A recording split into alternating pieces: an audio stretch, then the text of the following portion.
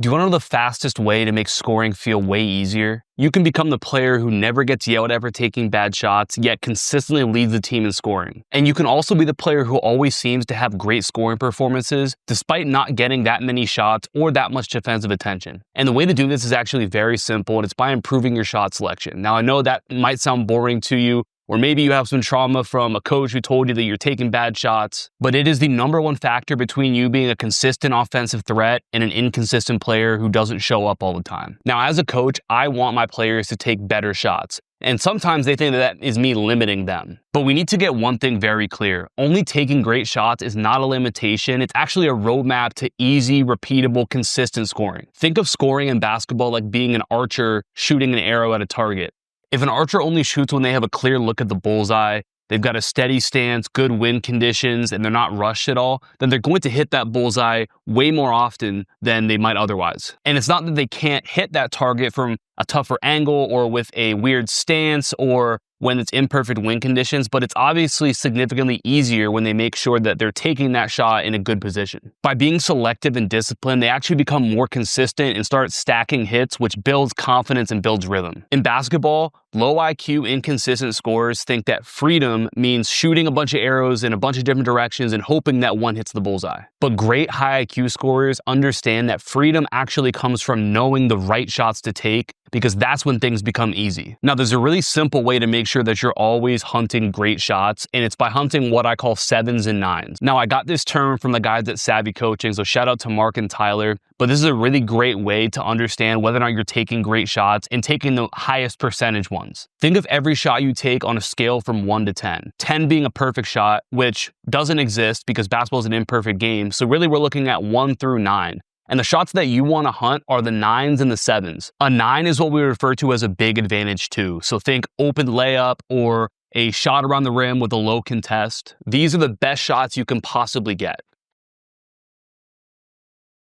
And then a 7 is what we will refer to as a big advantage 3. And this is simply an open catch and shoot 3. This is another high percentage shot that most players spend a lot of time working on, and it's also worth 50% more than a 2-pointer is. So the simplest way for you to become a better scorer is to only hunt 9s and 7s. And if you don't have one of those shots, pass the basketball or drive. The problem is that a lot of players settle for what we refer to as a 5. A 5 is just a small advantage or closely guarded 2. The most typical example of a 5 would be a contested mid-range shot. When you think of a mid-range shot, it's only worth 2 points, which is the same as a layup, but it's significantly harder than a layup. And usually in the mid-range, it's going to be off the dribble, which makes it more difficult. It's probably going to be more contested. You're probably going to be going faster into it. It's way harder to shoot that in rhythm. So that's why the value of that shot is lower. And if you're relying on shooting a lot of 5s, you're going to struggle to be consistent unless you get the ball and you get to shoot 20 times a game. Another example of a 5 would be a wildly out of control layup or a super contested floater around the rim. Now, the lowest number that I use on the shot scale is a 3. 3 is very simple. We just refer to it as like a 3rd grade level shot. Think about walking into a gym and watching a bunch of 8-year-olds play basketball and some of the horrible shots that you're probably going to watch. When you see those in a game, that's a 3, just shots that should never be taken. Now, the last number we'll go through is a 6, and this would be a small advantage 3. So think a slightly more contested catch and shoot 3, or any 3 coming off of the dribble, maybe when your defender goes under on a ball screen or they're chasing you behind on a dribble handoff. These are more difficult, but they're still worth 3 points, and if you're a good shooter, you should probably still take them. So if we can think that our main priority is hunting 9s and 7s, we'll take a 6 as well, but we're going to limit the amount of 5s that we're going to shoot.